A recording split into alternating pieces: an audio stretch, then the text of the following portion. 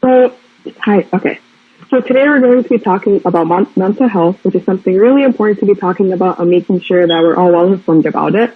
And there will be a couple questions I would ask Ms. Lewis. So the first question, so can you talk about why you started the Women of Color Therapy Inc.? Yes. I've been a therapist here in the Los Angeles area for about 13 years. And what I saw over the years was a growing need for more women of color therapists, or just therapists of color, to meet the needs in our community. And so last year, I officially opened the doors. And since then, we've been working with hundreds of teens and women of color, specifically helping them work through physical and emotional trauma in a safe space where they feel like they can just be themselves and where they can work with clinicians that look like them. That's amazing. That's great. Do you have any advice for a lot of us teens? Sometimes it's really kind of challenging and we're not always sure of like the proper ways to how to ask for help. Do you have any advice on that? Yeah, I think the first step to asking for help is really just stopping and acknowledging what you need. Sometimes we're not, willing to acknowledge that. We just kind of power through, especially as women of color. I think that's something that we learn from, our families, is to just kind of work your way through things, and just stopping and noticing what's going on in your body and that things are not okay is the first step. And then I think the second step is, finding a trusted friend or someone who you can just let them know. Let them know what's going on. And when you ask that question, you open the doors for them to give you resources or referrals that might be able to help you. Yeah, definitely.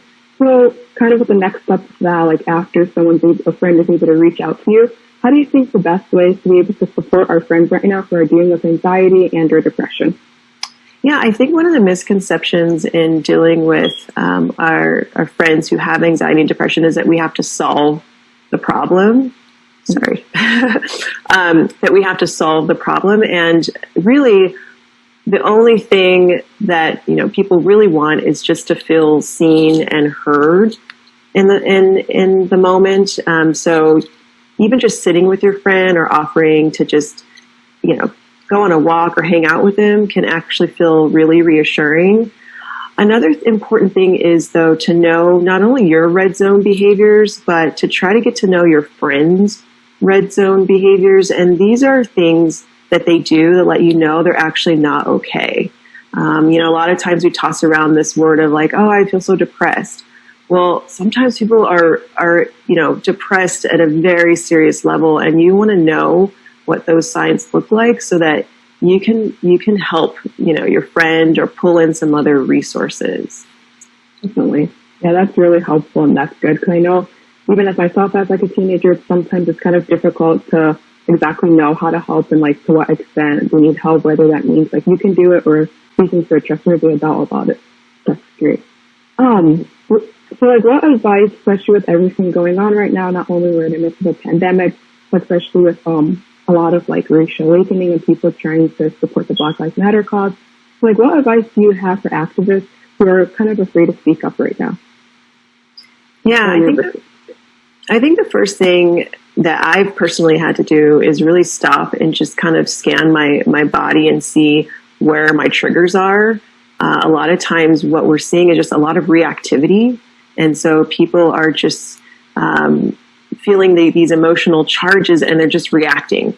And so I think we all need to stop and take a beat, just notice what's going on in our body. And when you do that, you're better positioned to speak more confidently and to come to a situation with more compassion.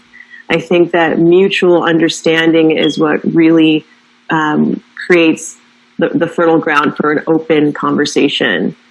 So first, just kind of scanning your body and checking in. And then knowing when you might need to pull in some support. Sometimes it's hard to go it alone and have these conversations just on your own. And so there have been times where I knew I needed to pull in some other people. I couldn't be the only spokesperson for these issues because it's very personal, and my energy levels haven't always been there. So I pull in people to kind of support me, and it strengthens the voice. Definitely. That's great. How about kind of like, what if like when speaking up, so like what if speaking up we accidentally may have offended someone? How should like we go about that?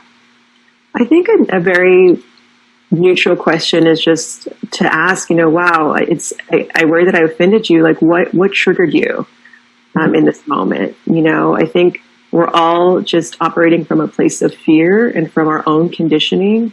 And so we have to extend people grace and understanding of, well, what is your conditioning? What triggered you, and how can I learn and understand that so that I can either grow, we can come to kind of an agreement. But yeah. And kind of along with that too, like, so definitely as like youth activists, we tend to feel like we need to do everything, or like we feel the urge to have to do everything, which can eventually lead to burnout. How do you think we should prevent burnout? Well, I just wanted to share the quote. I always call upon Audre Lorde, who was a feminist and activist, and she has the quote that says, caring for myself is not self-indulgence, it's self-preservation, and that is an act of political warfare. And so I think what's important to know is that we don't have to be martyrs to the struggle in order to affect change. And in fact, once we take care of ourselves and refuel our minds and our bodies, we are again in a better place to have those difficult conversations, or to be in the trenches, fighting against racial injustices or any kind of injustice. So it's absolutely critical that we come together and that we support self-care. Yeah, that's really important, especially, yeah, definitely. And is there any advice you have for specifically youth activists of color? Because a lot of times it kind of seems like it's their job to be educators and constantly educate people. Do you have any advice for them?